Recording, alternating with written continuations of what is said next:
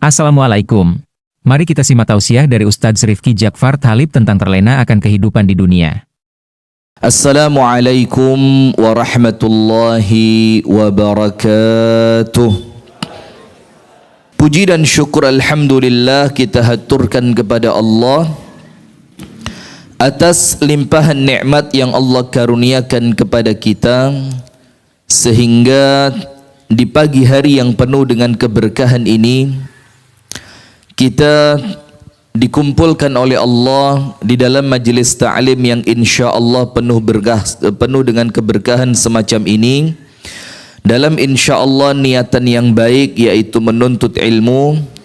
Maka kita berdoa kepada Allah, semoga apa yang kita amalkan dan kita niatkan di pagi hari ini, semoga apa-apa yang kita lakukan di pagi hari ini, keluarnya kita dari rumah kita masing-masing sampai kita datang di majelis di pagi hari ini, semua langkah kita sampai nanti pulang oleh Allah dicatat sebagai suatu pahala. Amin ya rabbal alamin. Kemudian salawat beriring salam semoga tercurahkan dan terlimpahkan kepada uswah kita, suri tauladan kita dan kekasih kita bersama, Nabi besar, Nabi agung, An-Nabi Muhammad sallallahu alaihi wasallam, beserta seluruh keluarganya, beserta seluruh istrinya, beserta seluruh sahabatnya, dan seluruh di antara umat dan pengikutnya yang setia menjalankan sunnah, menjalankan tuntunan dan menjalankan ajarannya ila yaumil qiyamah. Hadirin sekalian yang dirahmati dan diberkahi oleh Allah Subhanahu wa taala, di pagi hari ini kita akan membahas satu materi yang cukup penting mumpung kita masih hidup di dunia, sebelum kemudian kita meninggal dan tidak bisa lagi balik ke dunia, supaya tidak menyesal,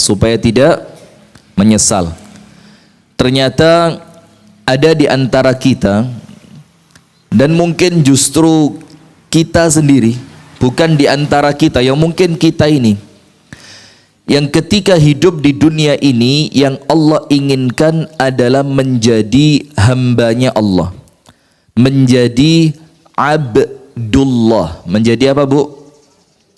Abdullah, atau kalau perempuan amatullah, hamba Allah. Yang ternyata dengan harapan kita bisa menjadi hamba Allah, totalitas mulai bangun pagi sampai kita melakukan semua aktivitas, sampai kemudian kita tidur, bahkan ketika tidur, itu yang Allah inginkan kita adalah menjadi hamba Allah, Abdullah. Langkah kaki kita untuk Allah, terbukanya mata kita untuk Allah. Kita keluar rumah, niatan kita tidak lain dan tidak bukan untuk mengabdi kepada Allah. Bahkan ketika kita di tempat kerja, di pasar, di sawah, di mana Pak Edi? Pasar Pak Edi ya, ke Pak Jas Kombong apa Puyuh, mana lagi Pak Anwar? Bahkan di tempat kerja itu semuanya tidak boleh terlepas bahwa kita ini Abdullah, hamba Allah. Nah, itulah kenapa syiar kita itu salah satunya apa? Inna salati wa nusuki wa mahyaya wa mamati lillahi rabbil alamin. Dan tidak berhenti sampai situ.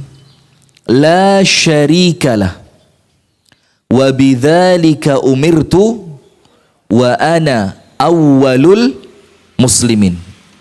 Apa artinya inna salati? Sesungguhnya salatku, ini perwakilan ibadah mahdhah. Ibadah mahdhah itu ya rukun Islam yang 5 itu. Syahadat, salat, zakat, puasa, haji. Itu namanya ibadah mahdhah. Nah, inna salati, kalimat sesungguhnya salatku itu mewakili semua ibadah mahdhah yang kita lakukan. Wa nusuki, dan ibadah-ibadah selain itu, silaturahim, sedekah, kemudian memaafkan orang lain, kemudian tersenyum kepada orang lain, kemudian berperangai yang baik, sopan, santun, taat peraturan, wa nusuki wa mahyaya, kemudian hidupku. Nah, hidup ini dua. Hidup boleh jadi mulai lahir dari rahim ibu kita sampai yang dimaknai dengan hidup itu adalah mulai meripat ini, melek. Itu hidup. Karena tidur itu adalah akhul maut, dulure mati. Sampai ketika Rasulullah ditanya, "Ya Rasulullah, afil jannati naum?" Apakah di surga itu ada orang tidur? Ini bayangan pertanyaan orang-orang sedek dunia itu senengane turu. Sampai ketika surga itu pun harapannya dia, nikmatnya surga itu berupa tidur. Dan itu saya banget itu. Saya ini pokok istirahat itu ya turu. Nikmat itu buat saya tidur. Nah, sampai akhirnya terwakili pertanyaannya, "Ya Rasulullah, afil jannati naum?" Apakah di surga itu ada yang namanya tidur? Apa Rasul bilang, "La, an-naumu akhul maut." Tidak ada tidur di surga itu. Karena tidur itu saudaranya kematian.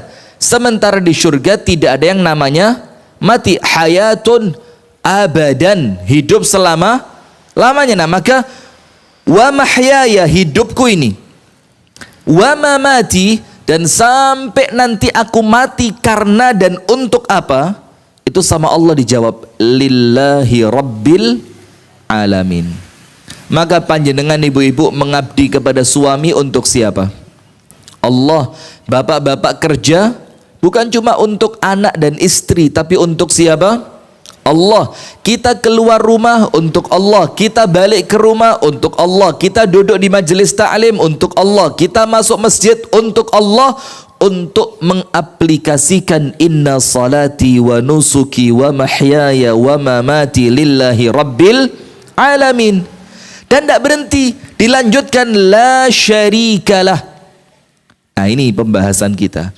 Tidak ada saingan untuk Allah dalam urusan tersebut. Apa artinya? Jadi ketika kita mengucapkan inna salati, itu kan untuk Allah. Berarti apa? La syarikalah, salatku tidaklah aku lakukan kecuali hanya untuk Allah, tidak ada untuk selain Allah. Nah, maka ketika orang itu salat, ada sedikit masuk keinginan duniawi di dalam salatnya, maka itu salat yang kemudian bukan salatnya Abdullah, bukan salatnya hamba Allah. Ada satu cerita, ini riwayat athar, walaupun kemudian riwayat ini diperselisihkan oleh para ulama. Ada seorang laki-laki ahli ibadah, mulai akil baligh sampai dia meninggal dunia itu tidak pernah putus ibadah. Tidak pernah putus apa? Ibadah. Sudah. Ketika dia meninggal, itu ternyata oleh Allah dimasukkan ke dalam api neraka. Padahal ahli ibadah. Kemudian sama Allah dikirim satu malaikat untuk tanya, coba hambaku ini protes enggak gitu loh. Setelah ibadah kok ternyata malah masuk neraka. Suruh tanya, malaikat berangkat ke tempatnya dia di neraka, tanya, nyesel enggak dia ibadah? Ternyata setelah ibadah dia masuk neraka. Datanglah malaikat, mas, sampean dulu kan pengasuh di panti asuhan Muhammadiyah. Oh iya betul.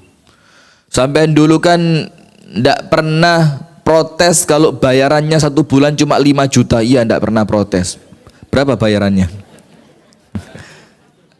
200 juta. Masya Allah, lebih banyak lagi ya. Sampai kan tidak pernah protes dulu, tidak pernah protes ya Allah. Terus kan setiap datang waktu sholat tidak pernah telat, tidak pernah telat. Semua kemaksiatan tidak pernah dilakukan. Oh jangankan maksiat, ngelirik maksiat tidak pernah. Oh iya.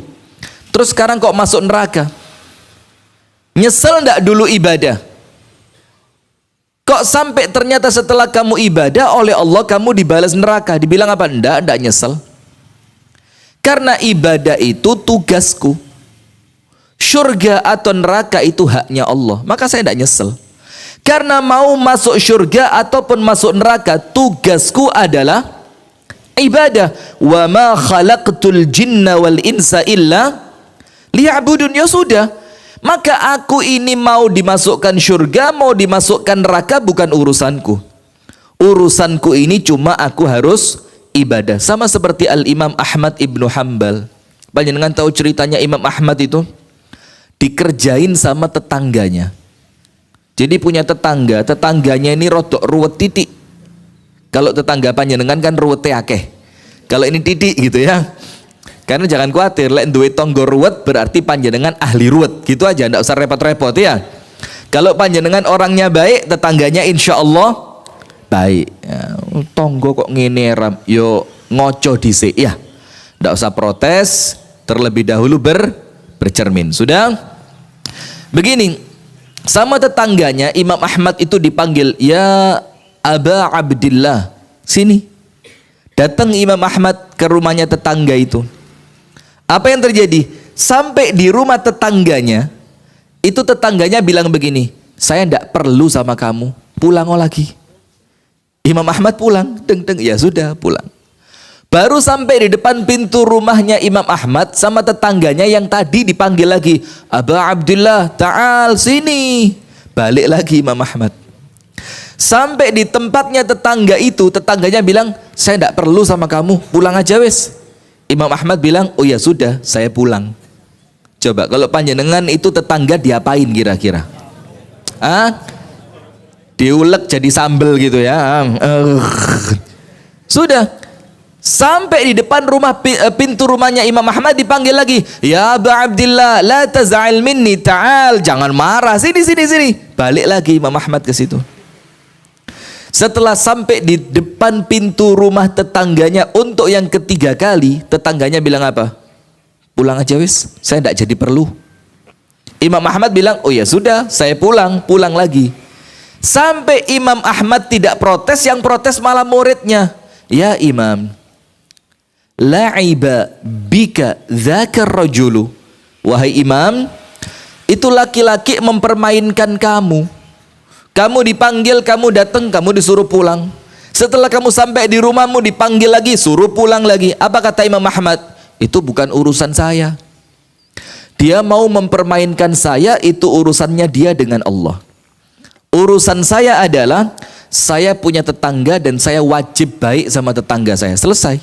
Coba bayangin Bu, ndak keruwetan pikir.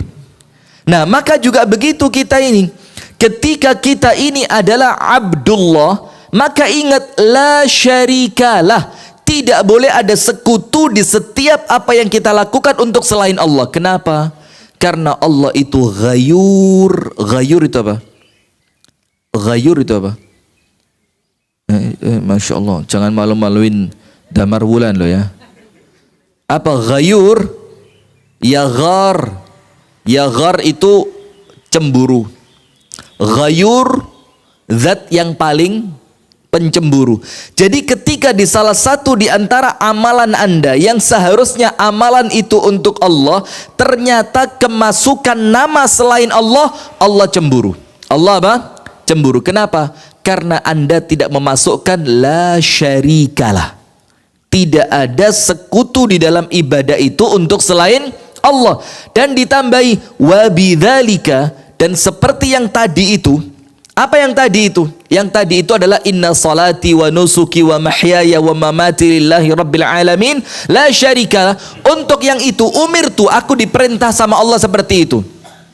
Wabidzalika umirtu wa ana awwalul muslimin, dan aku adalah orang yang pertama kali mengikrarkan bahwa aku orang yang muslim. Nah sekarang begini, ternyata ibu-ibu sekalian, dari syiar tadi ada orang-orang itu yang ternyata lebih cinta dunia dibandingkan penghambaan dirinya kepada Allah. Nah maka temanya kan ternyata aku lebih cinta dunia. Contoh yang lagi rame sekarang ini, mohon maaf sekali ya, saya ini bukan tipe orang yang suka nyindir, kecuali keperucut saja. Itu lagi rame sekarang, orang-orang yang dulunya sedekah, kemudian setelah dianggap sedekahnya tidak kembali seperti yang dia inginkan, itu sekarang rame-rame protes, rame-rame nuntut. Ada yang ke kepolisian, ada yang datang ke rumahnya Ustadz Fulani, ada yang kemudian minta asetnya dikembalikan. Iya enggak? Ada ngikutin berita itu. Sudah, jangan sebut nama, masuk. Bahaya, disomasi kena KPI, Komite Penyiaran Indonesia, suruh pulang banyak dengan nanti. Enggak, bercanda. Nah, itu kan ada sekarang rame orang-orang yang ketika bersedekah itu gambarannya begini. Isuzu Panther dijual, Pajero datang. Ternyata Panthernya sudah dijual, Pajero setahun, 2 tahun, 3 tahun gak datang-datang. Nah, yang semacam ini hadirin adalah orang-orang yang ada sedikit di antara bahwa dia itu telah menjadi budaknya dunia.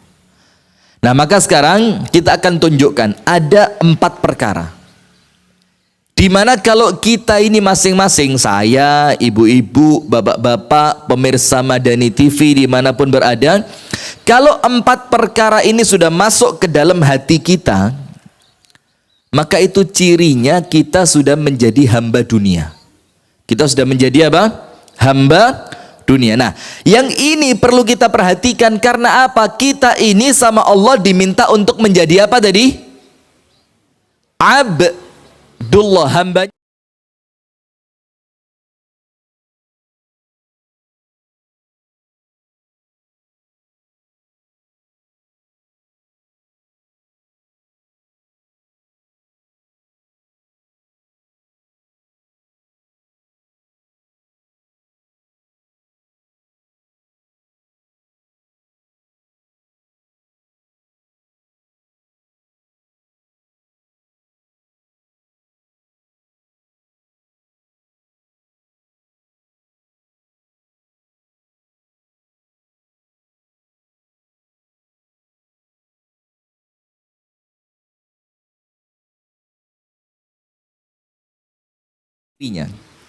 Ada satu hadis, yang hadis ini adalah hadis yang sahih, di mana Rasulullah sallallahu alaihi wa alihi wa sahbihi wasallam bersabda dalam riwayat Al-Imam Al-Bukhari, Rasul mengatakan begini, ta'isa abdud dinar, akan celaka. Ta'is itu artinya celaka yang mengantarkan dia pada kebinasaan. Ta'isa itu artinya gini bu, ta'isa itu orang yang terlanjur kerja, tapi dari pekerjaannya dia tidak dapat apa-apa. Nyesel enggak? Terlanjur menggali sumur sampai mentok 50 meter enggak keluar air. Nyesel enggak? Nyesel. Ikhtiar iya, capek iya, waktu kemakan iya, tapi hasil tidak muncul. Itu arti kata apa? Ta'isa. Dan yang Rasul katakan ta'isa di sini siapa? Ta'isa abdud dinar, sungguh akan celaka, sungguh akan merugi orang-orang yang menghambakan dirinya pada uang. Pada apa? Uang. Ini dinar ini adalah perwakilan kata uang. Wis pokok apapun yang dilakukan orientasinya adalah uang. Kemudian dikatakan lagi, wa ta'isa abdud dirham, dan celaka hamba-hambanya dirham. Wa ta'isa abdul khamisah, dan sungguh celaka orang-orang yang menghambakan diri pada pakaian. Ada enggak orang yang menghambakan diri pada pakaian? Maaf lah ya, pedagang pakaian. Yang mana Pak Edi? Yang jualan pakaian yang mana? Mana orangnya? Setiap keluar, Bang John, jangan disebut Pak Anwar, itu teman baik saya itu. Waduh, ini donasi bisa berhenti kalau begini. Sudah. Maka dibilang apa ibu-ibu sekalian? Ta'isa abdul khamisah. Khamisah itu apa? Sungguh celaka orang yang menghambakan diri pada pakaian. Dan itu mungkin kalau di kalangan Kandangan, Damarwulan, Pare, Kediri mungkin belum ada. Tapi kalau kelasnya Surabaya, Jakarta, Medan, kota-kota besar itu ada orang itu yang belanja bajunya bu, bukan di pasar, di butik. Ngerti butik? Apa bedanya butik sama pasar? Butik itu bu, itu panjenengan keluar rumah beli baju di butik, itu gak mungkin ada yang sama. Tapi kalau belinya di pasar kandangan, keluar kayak anak panti asuhan seragam. Kita kira kita tok yang punya, ternyata lu kok podo tuku nendi? Lu lah podo ya Allah. Nah, itu bedanya butik dengan pasar. Kalau butik itu dia bikin hasil rancangannya sendiri, gambarannya sendiri, dijahit oleh pegawainya sendiri, dan dia bikin paling banter 3. Maka jangan buka butik Syah apa gitu. Ternyata bajunya kulaan di Tanah Abang. Itu bukan butik, penipuan itu ya. Nah sudah, maka ada orang seperti itu Bu. Sekali datang ke kemanten, itu bajunya tidak boleh sama. Kemanten berikutnya tidak boleh sama sudah. Atau kalau biasanya orang-orang yang sering tampil di televisi, iya enggak? Acara penyerahan piala ini, piala itu bajunya itu bikinnya di desainer. Yang desainer itu bikin baju itu khusus buat dia. Itu kalau memang dia menghambakan diri untuk pakaian, apa Rasul bilang? Ta'isa, dia bakal celaka, bakal rugi, bakal sengsara. Kemudian wa ta'isa abdul khamilah, dan akan celaka orang-orang yang menghambakan diri pada khamilah. Khamilah itu sejenis makanan. Sejenis apa? Makanan. Jadi makanannya itu kayak ini ndak. Maka sampai ada di zaman kita sekarang itu wisata kuliner. Ada makanan keren, berangkat cari.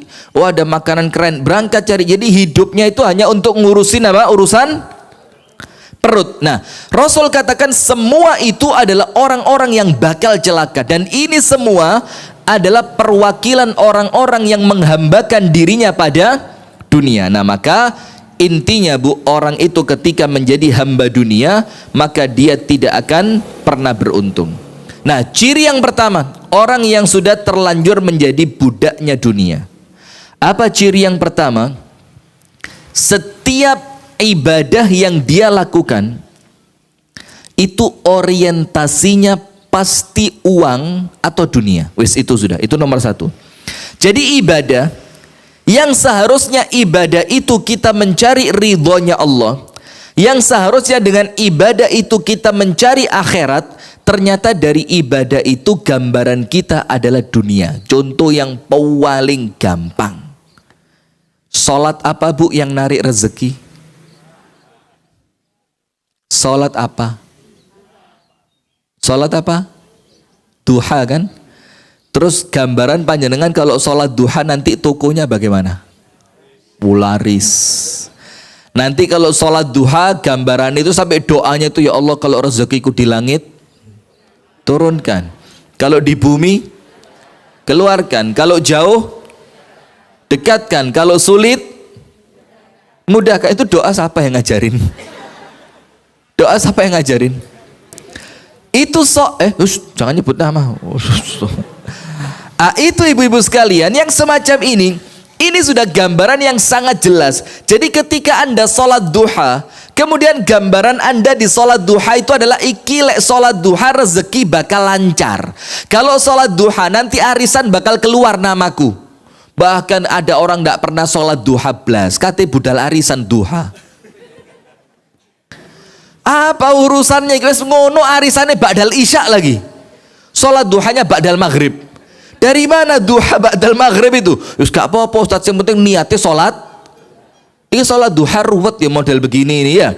Sampai ketika dia mau berangkat arisan, itu dia sholat duha. Tujuannya apa? Jangan-jangan kalau aku sholat duha, nanti dari sholat ini aku akan mendapatkan arisan, dapat arisan. Nah, ini sudah ciri bahwa Anda budak dunia. Kenapa Anda budak dunia? Karena ibadah yang seharusnya dengan ibadah itu akhirat yang dicari, ternyata dengan ibadah itu Anda mencari dunia. Contoh yang lain, sedekah duit 10.000. Allah mengatakan satu kebaikan Allah kali lipatkan 10. Itu minimal. Bisa jadi Allah kali lipatkan menjadi 700. Bisa jadi Allah kali lipatkan itu sampai tidak terbatas. 10 paling dikit, pertengahannya 700, dan sampai tidak terbatas. Akhirnya ketika Anda keluarin uang dari dompet, Anda mulai ngitung. Ini kalau yang keluar 1.000, kembalinya 10.000. Kalau yang keluar 10.000, kembalinya 100.000. Coba pernah nggak hitung-hitungan begitu? Jujur, jujur. Gak usah. Jujur. Pernah apa enggak? Pernah? Omboton. Panjenengan ngelebetaken pinten niku wau. Ngelebokno lek 2.000 ya gak hitung-hitungan. Coba lek ngetokno 100.000 hitung 100. Dadi 1 juta. Balik kapan tapi nah. Maka hati-hati, ya semua mungkin ya. Ada sebagian yang tidak pernah, alhamdulillah. Tapi mungkin rata-rata begitu. Gara-gara apa? Kita ini kan hidupnya di dunia. Maka bayangan kita balesan itu ya balesan dunia. Maka ketika ngetokno 10.000, kita keluar 10.000, harapan kita itu kembalinya akan berapa? 100.000 atau bahkan 700.000 atau bahkan 7 juta atau bahkan tidak terhingga. Maka hati-hati. Kalau itu yang Anda inginkan, Bu, maka saat itu Anda telah menjadi budaknya dunia. Nah, sekarang lihat. Anda buka surat Hud. Surat apa? Hud. Ini untuk kemudian kita introspeksi diri. Orang kalau seperti itu, Bu. Ayat berapa? 15 dan 16. Surat apa? Hud ayat 15 dan 16.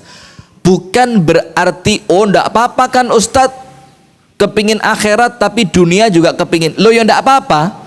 Tapi sekarang lihat surat Hud ayat 15 dan 16. Apa yang Allah tunjukkan untuk orang-orang yang ketika ibadah, ternyata dari ibadahnya itu dia menginginkan dunia. Padahal ciri orang beriman itu apa? Alladzina yu'minuna bil ghaib. Ghaib itu apa sih? Salah satunya pahala akhirat. Jadi kalau panjenengan kepingin setiap ibadah langsung oleh, setelah sedekah langsung kembali, setelah nyumbang langsung dapat, setelah misalkan sodako untuk mendapatkan kesembuhan, habis sodako langsung sembuh. Lo terus gaibnya di mana? Kalau setiap yang kita lakukan itu nuntut langsung Allah kasih di depan mata, kalau bahasanya orang damar wulan itu sakdek. Lah kok kira surga ta? Njaluk sakdek saknyet, ya Allah, bojoku dadi ayu. Surat nomor dadi ayu. Lah terus panjenengan ndak pengen pulang surga nanti kalau begitu. Kalau dunia sudah seperti surga, panjenengan ndak akan kepingin pulang ke surga. Nah, maka sekarang begini. Kalau kemudian setiap yang kita lakukan itu Allah balas di dunia, terus mana arti alladzina yu'minuna bil ghaib? Padahal salah satu makna alladzina yu'minuna bil ghaib itu apa? Orang-orang yang yakin bahwa kerja kerasku di dunia, ibadahku di dunia, sedekahku di dunia itu akan aku tagih nanti di hadapan Allah. Panjenengan tahu ndak Abdurrahman bin Auf itu ketika makan kurma, dan kurmanya itu kurma enak gitu, kurma enak. Itu Abdurrahman bin Auf langsung nangis. Terus sama sahabatnya ditanya, anta rajulun ghani, kamu itu laki-laki kaya. Kalau laki-laki kaya makan kurma enak pantas. Tapi kamu kenapa loh, kamu kaya makan kurma enak kok malah nangis? Apa kata Abdurrahman bin Auf? Karena aku ingat Rasulullah itu sepanjang umurnya itu makan kurma enak cuma sekali di Khaybar. Di mana? Setelah pulang dari Khaybar. Karena panjenengan kalau nanti umroh atau haji insyaallah, amin ya rabbal alamin, Anda akan tahu daerah Khaybar itu salah satu daerah yang paling subur di Saudi. Maka kurmanya bagus. Itu cuma sekali itu tok Rasul makan kurma enak. Terus Abdurrahman bin Auf mengatakan, ketika aku makan kurma enak ini, aku khawatir nanti karena kurma enak ini pahalaku di akhirat sama Allah dikurangi. Ketika aku tanya, ya Allah mana pahalaku? Kan sudah tak ganti dengan kurma enak waktu di dunia. Nah maka juga hati-hati, Bu. Orang kalau di dunia ini enak terus, tidak pernah susah, jangan-jangan nanti di akhirat sama Allah tidak dikasih apa-apa. Anda tahu Umar bin Al-Khattab itu ketika mendapatkan kemenangan yang kemenangan itu tidak didapatkan oleh Rasulullah, kemenangan itu tidak didapatkan oleh Abu Bakar. Setelah menang membuka negeri Romawi, itu Umar nangis di balik pohon. Sahabat-sahabatnya kaget, ya Umar, hadza yaumu farah, ini hari-hari seneng, lu Anda kok malah nangis? Apa kata Umar? Kamu Rasulullah jauh lebih baik dibandingkan Umar. Gak ada bandingannya Umar dibanding Rasul. Abu Bakar jauh lebih mulia dibandingkan Umar. Tapi kenapa kemenangan ini tidak Allah berikan kepada Nabi Muhammad? Kemenangan ini tidak Allah berikan kepada Abu Bakar, tapi kenapa dikasihkan pada Umar yang tidak lebih baik dari mereka? Aku khawatir nanti kalau di hari kiamat Abu Bakar masuk surga bareng Nabi Muhammad, aku di bawah mereka. Kenapa di bawah mereka? Karena sebagian kenikmatan yang akan aku terima di akhirat Allah sudah berikan di mana? Di dunia. Nah, maka sekarang kita hati-hati. Kembali pada surat Hud ayat berapa? 15 dan 16. Suatu hari Abdullah bin Al-Mubarak. Siapa Abdullah bin Al-Mubarak ini? Seorang tabi'in yang tabi'innya itu kelas atas. Artinya tabi'in kelas atas itu seorang tabi'in yang masih mendapati banyak sahabat. Ada tabi'in yang cuma ketemu satu sahabat, itu namanya tabi'in kelas bawah. Fit tabaqati tsalitsah, di derajat yang ketiga. Itu ketika ketemu sahabat di bawah 10. Di bawah berapa? 10. Tapi kalau ketemu banyak sahabat itu namanya tabi'in fit tabaqatil ula, di angkatan yang pertama, generasi-generasi yang masih awal. Sudah. Abdullah bin Al-Mubarak itu ditanya, Abdullah, para sahabat Nabi yang kamu temui itu kalau membaca Quran, mereka itu paling berkesan baca surat apa? Dibilang sama Abdullah bin Al-Mubarak, aku lihat para sahabat Nabi itu kalau lagi baca Al-Quran itu nangisnya paling parah itu ketika membaca surat Hud. Surat apa? Hud. Terus ditanya lagi, iya. Terus yang lebih parah lagi itu pas mereka pada ayat yang keberapa? Dibilang iya pada surat Hud pada ayat yang ke-15 dan ayat yang ke-16. Sudah surat Hud ini bikin mereka nangis, ayat 15 dan ayat 16 lebih lagi bikin mereka nangis.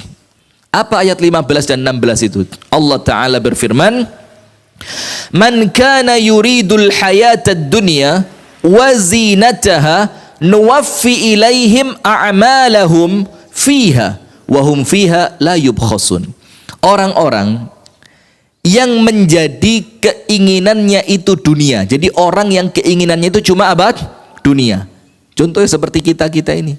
Kepinginannya cuma mobil kudu bagus, rumah harus mewah, baju harus ibu-ibu gitu. Baju harus jilbab harus ada rendanya, nanti ada bros. Sekarang sampai masker itulah ada ono tali nih. Ya padahal tali gak sepiro penting, gaya-gaya nah iya. Lepas gak digawe gantung koyok gaya-gaya model kalung gitu. Nah, apa Allah katakan? Orang-orang yang menginginkan kehidupan dunia. Jadi orang ini di setiap amalannya, di setiap aktivitasnya itu yang terfikir apa? Dunia. Apa Allah bilang? Wazinataha nuwaffi ilaihim a'malahum. Kami akan berikan untuk mereka balasan dari amal mereka di dunia. Jadi hati-hati loh. Orang yang di dunia ini serba kecukupan, gak tahu nangis, gak tahu susah, gak tahu kurang, gak tahu utang. Nah, maka yang pernah utang ini beruntung Anda. Matur suwun sama Gusti Allah ya, angkat tangan yang pernah utang. Oh kabeh, ndak usah dukur-dukur. Malah sewenang, wah saya. Tunggu dulu, jangan bahagia. Nah, apa Allah bilang? Orang-orang yang menginginkan kehidupan dunia dan mereka menginginkan perhiasan dunia, nuwaffi ilaihim a'malahum, kami kasih untuk mereka itu dunia dengan sempurna sekarang, kata Allah. Wahum fiha la yubkhasun, dan mereka itu oleh Allah Subhanahu wa taala tidak akan dirugikan. Hati-hati loh ya. Tidak akan dirugikan. Sekarang kalau panjenengan sholat duha, sholat duhanya itu kepingin tokonya lancar, Allah bikin lancar. Dan jangan dikira ketika toko Anda lancar setelah Anda sholat duha, jangan dikira Allah sayang sama Anda. Hati-hati. Oh berarti sholat duhaku diterima. Oh berarti dungoku sama Allah dikabulkan. Belum tentu. Karena apa? kalau ibadah itu bikin rezeki lancar, maka para sahabat Nabi orang yang paling kaya saat dunia. Betul apa enggak? Padahal rata-rata kalau panjenengan buka kitab Hayatus Sahabah, itu mayoritas sahabat Nabi lebih dari 70% itu fuqara wal masakin. Itu orang-orang miskin. Padahal ibadah mereka bagus apa enggak? Saya mau tanya, orang yang ibadahnya paling baik setelah Nabi Muhammad siapa? Para sahabat. Sementara para sahabat itu 70%-nya orang-orang miskin. Loh, kalau diterimanya ibadah itu menjadikan Anda kaya, ya mereka yang duluan kaya. Iya apa enggak? Nah, tapi begitu banyaknya orang-orang yang ibadahnya keren, tapi Allah tidak bikin mereka kaya. Kenapa? Karena balasan dari ibadah yang diterima itu bukan kaya. Sekarang lihat hadisnya, innallaha yu'ti dunya liman yuhib wa liman la yuhib. Allah itu memberikan dunia kepada orang yang Allah cinta dan kepada orang yang tidak dicintai oleh Allah. Wala yu'tid din, dalam satu riwayat wala yu'til iman illa liman ahab.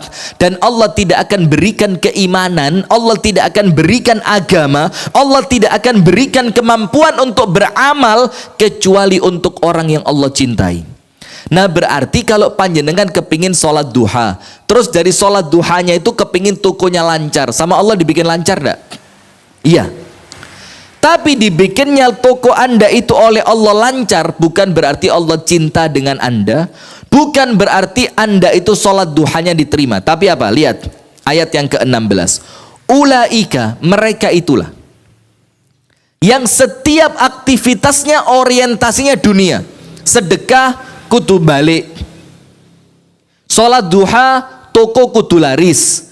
Apa Allah bilang pada ayat yang ke-16? Ulaikal ladzina laisa lahum fil akhirati illan nar. Mereka itulah orang-orang yang nanti di akhirat tidak mendapatkan apapun kecuali neraka. Kecuali apa? Neraka. Saya mau tanya, ya Allah, kenapa ya Allah? Lu mereka itu lo sudah ibadah, mosok gara-gara salah niat aja mlebu neraka gitu loh. Padahal mereka ya sholat duha ya Allah. Mereka itu ibadah, sodakoh. Mereka itu tahajud kalau malam. Lu mosok gara-gara itu mereka masuk neraka? Iya. Karena Allah itu seperti yang saya bilang tadi adalah zat yang paling pencemburu, yang Allah tidak senang ketika Allah punya sekutu. Allah punya apa? Sekutu. Itulah kenapa ayat yang pertama saya baca tadi, inna salati, penutupnya apa? La syarikalah. Tidak boleh kita menyekutukan Allah dalam urusan niat. Nah, maka Allah bilang, ulaika, mereka itulah alladzina laisa lahum fil akhirati illan nar. Ketika nanti mereka meninggal, tidak tersisa untuk mereka kecuali neraka. Wa habita ma sana'u fiha wa batilum ma kanu ya'malun. Dan lenyaplah apa yang mereka lakukan ketika di dunia, dan sia-sia apa yang mereka kerjakan. Nah, berarti nomor satu, Bu, ciri orang yang telah menjadi budak dunia itu setiap amalannya orientasinya adalah dunia, uang dan dunia. Berbakti kepada suami, kepinginnya suami baik sama dia. Padahal baiknya suami itu cuma bonus, tapi pahalanya dari siapa? Allah. Saya pernah kasih contoh, enggak tahu di sini atau di Masjid Mujahidin. Saya pernah kasih contoh, perempuan itu, istri, kalau dia masak tapi orientasinya itu suami, maka mesti getun, mesti nyesel. Enggak tahu di sini atau di Mujahidin. Intinya panjenengan dengerin lah ya. Misalkan begini, ibu-ibu pagi-pagi goreng nasi goreng. Ini digoreng supaya nanti suami itu kalau berangkat kerja bisa sarapan di rumah. Dipikir, suami sukanya lauknya apa? Oh, telur ceplok. Dibikinin telur mata sapi. Suami pengen sayurnya apa? Oh, suami paling seneng irisan timun. Kasih irisan timun. Oh, suami itu suka bawang gorengnya agak banyak. Dibanyakin bawang gorengnya. Sudah. Ditutuplah di meja yang tempat suami nanti bakal dia makan. Sudah. Ketika suami berangkat kerja, ternyata hari itu suami ada rapat mendadak yang dia harus sampai di tempat kerja lebih cepat. Istri tidak tahu itu. Setelah suami mandi ganti baju, Itu nasi goreng yang Anda bikin dengan segenap cinta, dengan penuh perjuangan. Pokok suamiku harus seneng, ini harus enak, harus ada timunnya, telur mata sapinya, bawang gorengnya harus banyak. Ternyata jangankan dimakan, dilirik pun tidak. Padahal Anda sudah kerja keras itu, masak, bikin, waduh. Kira-kira ketika suami tidak makan, Anda kecewa enggak? Bu, Bu, kecewa enggak? Saya mau tanya, kenapa Anda kecewa? Wong padahal kalau sama suami enggak dimakan, itu yang makan siapa? Kan Anda, kan tambah seneng Jani. Kenapa Anda kecewa? Kenapa kecewa? Karena tujuan Anda ketika bikin nasi goreng bukan Allah tapi suami. Sehingga ketika suami tidak mengapresiasi, Anda getun. Sama seperti orang yang sholat duha enggak kaya. Getun, oh sholat duha aku gak kena gitu berarti. Kenapa? Karena orientasinya kaya. Sama seperti orang yang sedekah penter ndak balik. Panas jobo jeru tadi. Akhirnya dia menyesal karena apa? Orientasinya bukan Allah tapi dunia. Coba sekarang kalau panjenengan bikin nasi gorengnya untuk Allah. Wes, ini Allah Maha tahu. Mau suami makan, suami ndak makan, pahalanya insya Allah dicatat di sisi Allah. Ketika suami berangkat kantor ternyata nasi gorengnya tidak dimakan, Anda tidak menyesal, tambah seneng. Alhamdulillah, pahalai wis ketulis, sego gorengnya utuh, tak pangan enteng, uangnya sing tambah bot. Yo, amalannya enteng, orangnya yang tambah. Kan ya apa? Lo istri itu kalau suami tidak makan tidak habis, yang ngabisin siapa? Kalau anak disuapin tidak habis, yang ngabisin siapa? Lah maka ya pantas loh Pak kalau istri itu begini semua loh Pak. Lo modelnya recycle bin nih. Ngerti recycle bin? Alah enggak ngerti yo. Sudah, itu ciri yang pertama, orang yang kemudian menjadi budak dunia. Apa ciri yang pertama? Setiap aktivitasnya orientasinya adalah uang dan dunia. Kalau uang tidak dapat, dunia tidak sukses, dianggap ibadahnya tidak baik. Itu nomor satu. Nomor dua, apa ciri orang yang menjadi budak dunia? Pagi semangat, malam lemes. Itu disebutkan oleh salah seorang tabi'in. Salah seorang tabi'in itu mengatakan ciri budak dunia, kalau siang itu seperti macan yang kukunya itu mencengkeram tanah. Itu kalau siang. Melbu kombongnya ratau ngantuk. Di majelis taklim ngantuk. Jangan, bukan panjenengan, contoh saja.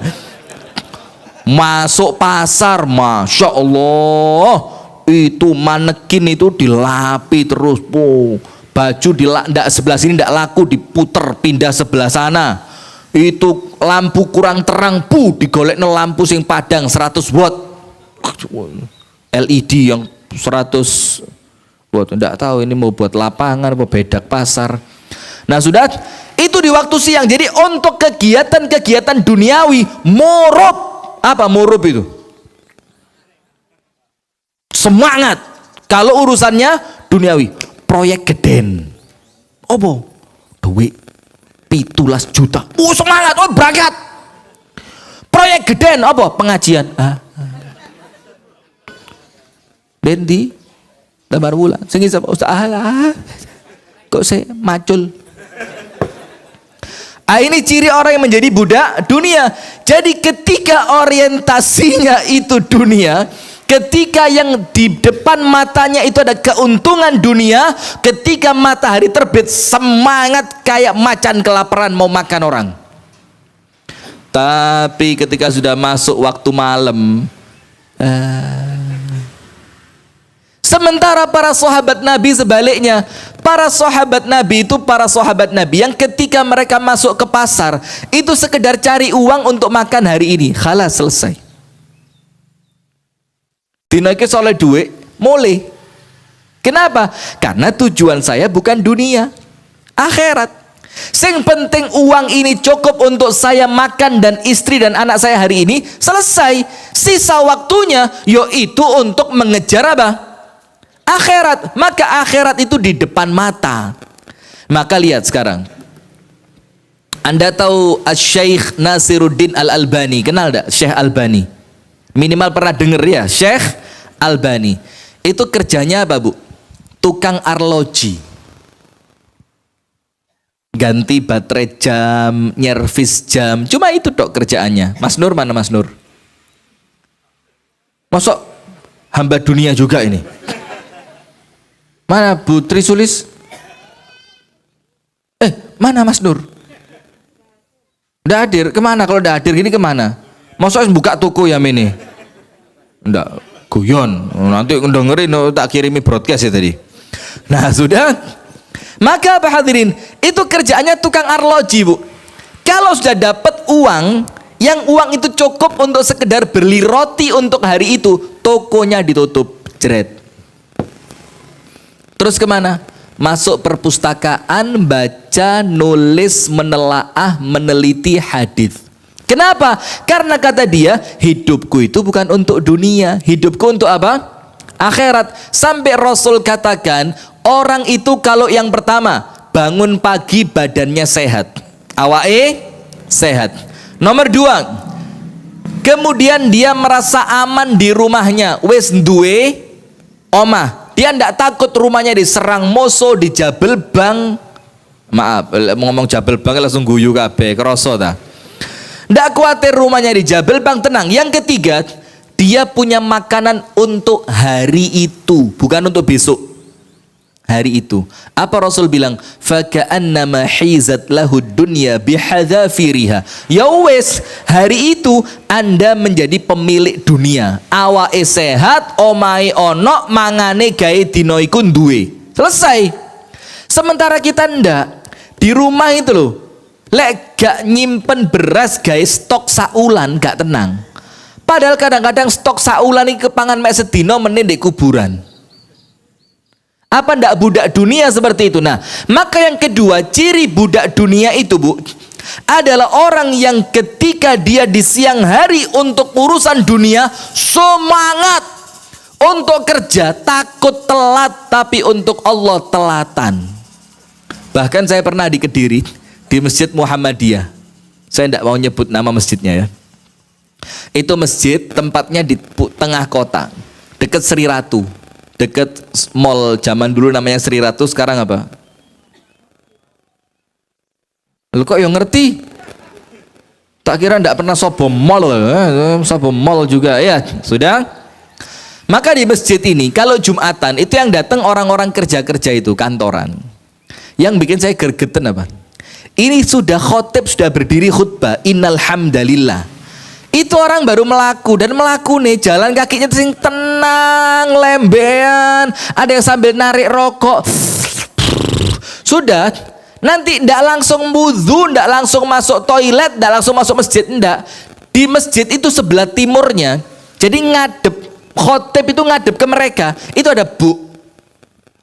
Mereka duduk dulu di bu, ngobrol, ngecek HP, ngentek nih rokok. Pertama saya biarin. Khutbah berikutnya ternyata tetap. Anda tahu, saya berhenti khutbah. Cep. Saya ngomong ke takmir, tolong takmir, itu yang duduk di sebelah sana yang masih pegang rokok, saya sebut, yang pakai baju merah, pakai sepatu hitam, itu yang pakai kaos hijau, saya sebut satu-satu. Kalau mereka tidak pindah dari situ ke tempat wudhu, saya tidak akan lanjutkan khutbah dan kita kuat-kuatan. Ini tengah-tengahnya khutbah ini. Dan itu Anda buka buku fikih tidak batal khutbahnya. Saya bilang apa? Saya setelah khutbah pulang ke rumah tidur. Lah Anda kalau khutbah ini tidak segera selesai, Anda telat makan siang, Anda langsung balik kantor tidak makan siang. Bingung, tola-tolean. Tidak usah noleh, Anda, saya bilang, Anda tidak usah noleh. Ya itu yang baju hijau, pakai celana ini, pakai tak sebut satu-satu. Takmirnya tole-tolean. Oh, Pak Khotib iki sing golek sapa gimana khotib kayak ngene iki. Oh, akhirnya berhenti betulan saya. Ketika saya berhenti, akhirnya takmirnya mulai berdiri satu, keluar, itu yang duduk diusiri. Nah, ini merupakan orang yang budak dunia, Bu. Ternyata dia lebih cinta dunia. Kenapa? Karena untuk urusan sesuatu yang berkaitan dengan akhirat itu tidak bergegas. Tapi untuk kerjaan ngejar bagaimana caranya biar cepat naik pangkat. Tapi tidak ngejar naik pangkat di sisi Allah. Dia kepingin bagaimana caranya menjadi pegawai yang berprestasi. Baju harus rapi, tapi sholat kaosan. Ada yang begitu? Ada tulisannya lagi di belakang Cristiano Ronaldo. Saya kaget loh, ketua MCI-nya di sini kapan itu jadi mualaf. Saya tanya ketua MCI, Cristiano Ronaldo sing jahadat no sopo? Ojo-ojo MCI Kediri nih yang mensyahadatkan Cristiano Ronaldo. Ternyata setelah selesai sholat, assalamualaikum, walah Cristiano Ronaldo Jawa tiba no. Lah ini repot. Artinya orang yang ciri cinta dunia itu kalau siang hari semangat, wah mau muruk, semangat luar biasa, masuk sawah semangat, masuk pasar semangat, dinas jadi guru semangat, tapi waktunya sholat malam ngelentruk. Ngelentruk itu apa?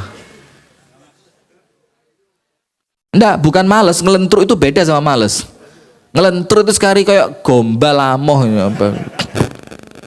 Nah, itu ciri yang kedua. Jadi untuk urusan dunia dia bergegas, untuk akhirat males. Sholat Jumat telat, tapi masuk kantor tidak pernah telat. Ciri hubbud dunia. Untuk ngurus surat izin di tempat kerjanya tidak boleh telat, harus rapi. Tapi baca Quran belepotan. Itu ciri orang cinta dunia. Nah sekarang yang ketiga, apa ciri bahwa ternyata aku lebih cinta dunia? Yang ketiga hadirin sekalian, senengane kumpul wong sugih tok. Kawan, saya buka loh status WA panjenengan. Kau wape tak kena no. Perlu kau wape situ sebut namanya. Ndak. Ini ceramah gini bu, bukan buat panjenengan, ya buat saya juga, iya. Nah, ciri-ciri orang yang ternyata aku adalah budak dunia, itu kegemarannya dia berkumpul dengan orang-orang yang bisa memuaskan dia secara materi duniawi. Maka suatu hari ada seorang laki-laki datang kepada Imam Hasan Al-Basri. Ya Imam, saya ini punya teman, tapi saya tidak suka. Kenapa tidak suka sama temanmu? Setiap ketemu saya ditakut-takutin akhirat, ditutui malaikat, mlebu neraka, lek gak zakat disetrika, lek gak sholat masuk neraka sakor. Kalau senengane ibu-ibu biasa ngapain bu kalau lagi kumpul-kumpul itu apa? Oh iya, rasan-rasan, lupa saya sampean bu, ya Allah sudah lama ndak kumpul ibu-ibu lho garing. Senengane rasan-rasan nanti masuk neraka, lisannya disobek, digunting. Panjenengan coba bu, sekali-sekali bu ya. Mega kok gunting itu, ya gunting suket apa segala macam itu. Terus lidah dikeluarkan, terus coba didik pucuk itu, krik gitu. Coba, ya apa rasanya kira-kira? Dikit aja, enggak usah sampai tugel, enggak usah. Dikit, krik gitu. Ya apa rasanya? Fantastis. Ya apa? Nah, saya nyontoh ibu-ibu kok saya, ya apa saya minta panjenengan jadi contohnya kok. Yang seneng rasan-rasan siapa? Lek ngene gak ngaku. Ibu-ibu ini jangankan arisan, pengajian itu loh rasan-rasan. Pengajian itu loh ngerasani kotake. Ngene iki kotake iki antep, kira-kira sing antep ya ngombene. Dibuka lho tenan kan, isine mek loro gelas air mineral lebih gawedhe ngabot-ngaboti ae sak kotak ini. Itu pengajian. Nah, sudah lanjut. Maka ibu-ibu sekalian, apa kata temannya Imam Hasan Basri tadi? Saya tidak seneng kumpul sama dia. Setiap ketemu dia wedi. Gak semangat urip ndek donya. Keweden. Apa kata Imam Hasan Basri? Yo itu teman yang baik. Itu teman yang baik. Kenapa? Karena dia yuqillunaka minad dunya. Dia mengurangi semangatmu dari dunia, dan dia yab'atsuka ilal akhirah, ngirim kamu ke akhirat. Itu teman yang baik. Nah, sementara coba kalau kumpulane wong sugih, itu mesti pikirannya apa? Mobilnya apik. Nanti pindah dari mobilnya wong sugih numpak mobilnya dhewe kerasa bagaimana? Mobil kok gemblodak ini. Masuk rumahnya orang kaya, Masya Allah, dispensernya.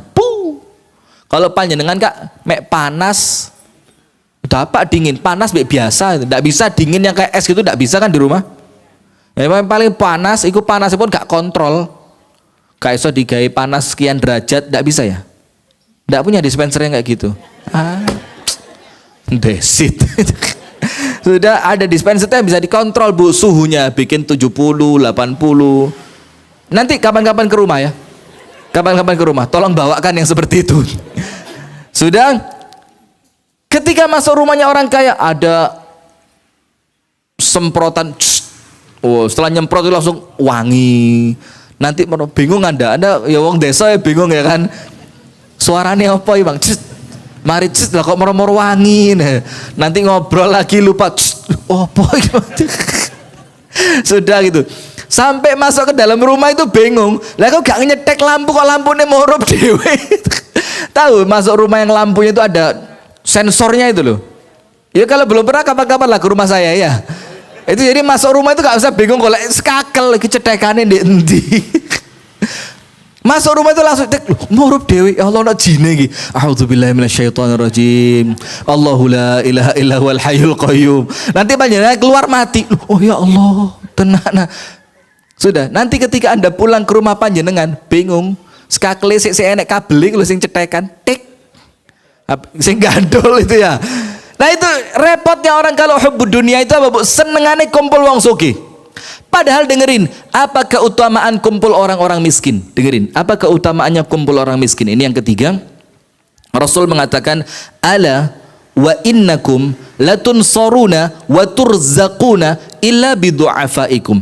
Kalian itu ditolong sama Allah, diberikan rezeki luas oleh Allah. Itu karena apa? Karena banyaknya orang miskin yang kumpul di sekitaran kalian. Berarti banyaknya orang miskin yang kumpul di sekitar kita itu bikin kita kuat, bikin kita murah rezeki. Sementara kalau kumpulannya orang kaya bikin Anda semakin susah. Kenapa? Karena Anda akan membandingkan nikmat yang Anda terima dengan nikmat yang dimiliki oleh orang yang kaya. Pulang ke rumah, ini tok. Nah gitu loh. Nah itu ciri orang hubbud dunia. Ternyata aku menjadi budak dunia. Terakhir penutup yang keempat. Apa ciri orang yang menjadi budak dunia? Yang keempat disebutkan oleh para ulama dan ini menyiksa sekali. Orang yang menjadi budak dunia, yang dalam judul itu ternyata aku lebih cinta dunia, itu dia senantiasa menyesal ketika dunia itu hilang darinya, dan dia tidak menyesal ketika dia tidak mampu ibadah. Coba yang tidak bisa sholat tahajud bangun-bangun nangis, ada ndak? Ketinggalan sholat tahajud bangun getun sampai nangis, ada? Angkat tangan. Sombong. Ndak, guyon aja ya. Yang ndak bisa sholat duha nangis, ada? Temennya bisa baca Al-Quran sehari 1 juz, panjenengan Iqra 1 ndak naik-naik nangis, ada? Tapi rata-rata kita itu nangis kalau tetangga beli mobil baru. Tonggo duwe motor anyar nangis, tonggo rabi maneh nangis. Jadi yang menjadi kerisauan kita itu ternyata adalah ketika kita kehilangan dunia, bukan ketika kita kehilangan akhirat. Nah, berarti orang itu ketika cinta dunia telat sholat zuhur. Tidak sedih. Anda tahu cerita sahabat Nabi? Telat sholat zuhur, kebunnya diwakafkan. Tahu cerita itu? Jadi ketika dia sedang mengairi kurma milik dia, itu ternyata aliran airnya itu tersumbat dengan beberapa daun kurma yang terjatuh. Jadi kesumpetan gitu loh. Maka ketika terdengar azan, dia mikir, alah sebentar lah, yang penting nanti ini saya alirkan dulu airnya. Ketika airnya sudah mengalir, saya tinggal sholat zuhur. Nanti sepulang saya sholat zuhur, airnya sudah penuh, kurma terisi air. Ternyata apa? Karena dia membersihkan saluran air tadi, yang sini dibersihkan, yang sana tersumbat, yang sana dibersihkan, sana lagi tersumbat, sampai terakhir dia ketinggalan cuma 1, ketinggalan takbiratul ihram, bukan ketinggalan sak-rakaat loh. Dia masuk masjid, ternyata imamnya sudah Allahu Akbar. Apa yang terjadi? Langsung itu kebun yang bikin dia telat sholat itu diwakafkan. Di kandangan ada yang model begitu. Gara-gara toko ketinggalan pengajian, tokonya disumbangkan ke panti asuhan Muhammadiyah. Amin. Ada? Jangan bilang oh, banyak yang telat tapi nggak sedekah gitu ya. Masya Allah. Nah begitu. Sampai ada lagi salah seorang sahabat Nabi namanya Abu Talha, turun ayat Al-Quran. Allah katakan apa? Lan tanalul birra hatta tunfiqu mimma tuhibbun. Kalian tidak akan mendapatkan kebaikan yang sempurna yaitu surga sampai apa? Sampai kalian mampu menyedekahkan sesuatu yang paling kalian cintai. Sampai kalian mampu menyedekahkan sesuatu yang paling kalian cintai. Apa yang terjadi ibu-ibu sekalian? Abu Talha langsung datang kepada Rasulullah Sallallahu Alaihi Wasallam. Terus Abu Talha bilang apa? Ya Rasulullah, kebun yang paling aku cintai kebun Bairuha namanya, kebun kurma yang di dalamnya ada sumber airnya, yang Rasul sering menghabiskan waktu siang di sana. Ketika Allah turunkan ayat kamu tidak akan sampai pada kebaikan yang sempurna, kamu tidak akan sampai kepada surga sampai kamu mampu menyedekahkan yang paling kamu cintai. Ibu-ibu saya mau tanya, yang paling ibu-ibu cintai siapa?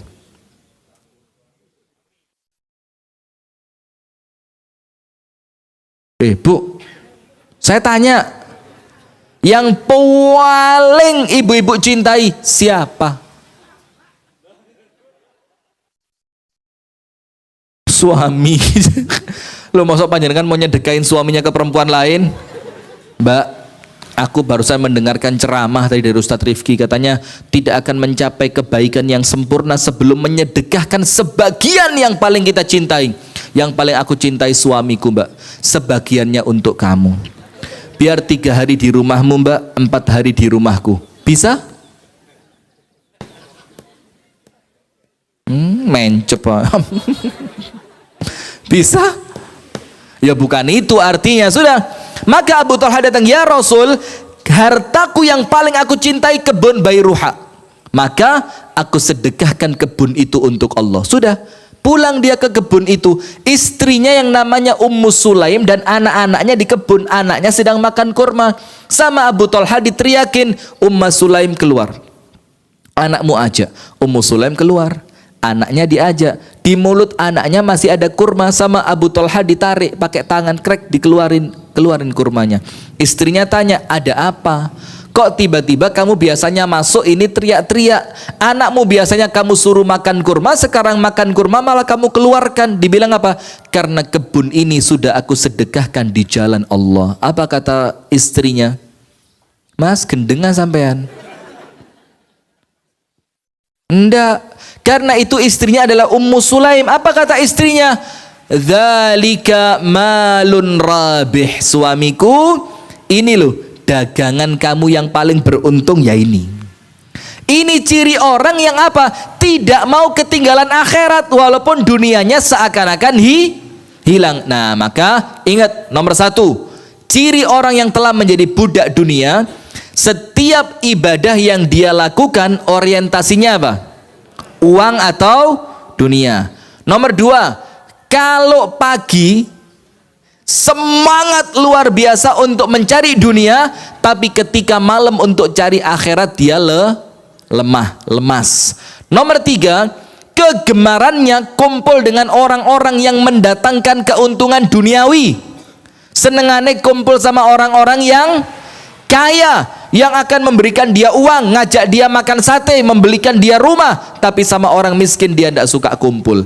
Yang terakhir, dia sedih ketika kehilangan dunia dan dia tidak sedih ketika kehilangan akhirat. Ada kesempatan sodakoh, tidak disedekahkan. Nah ini penutup dari kami.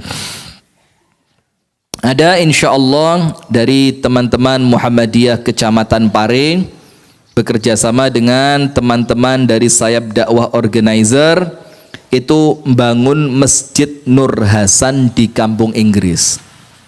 Itu masjid, Bu, dibangun mulai tahun 1945.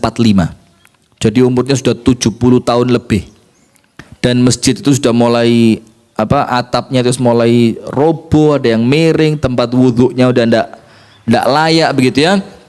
Ini kita sedang insya Allah proyek akhirat untuk penggalangan dana pembangunan masjid yang kira-kira dibutuhkan dana tidak banyak, cuma sedikit, 753 juta, tidak sampai 1 M. Nah itu makanya insya Allah kita membuka wakaf sekeping bata. Saya tidak minta dari panjenengan 1 juta, 2 juta, tidak, ketitian. Saya minta dari panjenengan itu 100 juta, 200 juta gitu ya. Itu maka kita beri judul apa? Wakaf sekeping bata. Karena apa Bu? Satu batu bata yang panjenengan wakafkan dengan harga cuma 8.000. Jadi bata ringan yang besar itu satunya 8.000 rupiah. Itu kita kumpulkan. Nanti di bata itu Bu, ketika tersusun untuk membangun masjid, tercatat nama panjenengan.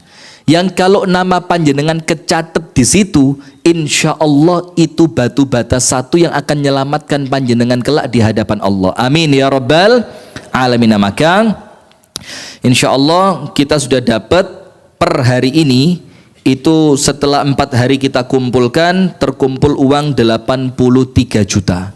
Alhamdulillah. Dan itu dari warga kita, alhamdulillah, dan dari luar yang melihat flyer, melihat tayangan, itu sudah terkumpul selama 4 hari 83 juta. Nah insya Allah kalau dananya sudah terpenuhi, pembangunan akan segera dimulai dan donasi ditutup. Maka dengan itu, untuk Bapak dan Ibu sekalian yang menginginkan untuk turut menyumbangkan sebagian hartanya, kami mohon untuk bisa transfer ke rekening Yayasan Sayap Dakwah Organizer di Bank Syariah Indonesia, nomor rekening 716 792 7860, atau yang berkenan langsung ngasih cash, di belakang ada itu Ustadz Aceng Nur Hidayat. Nah betul, Aceng Nur Hidayat namanya.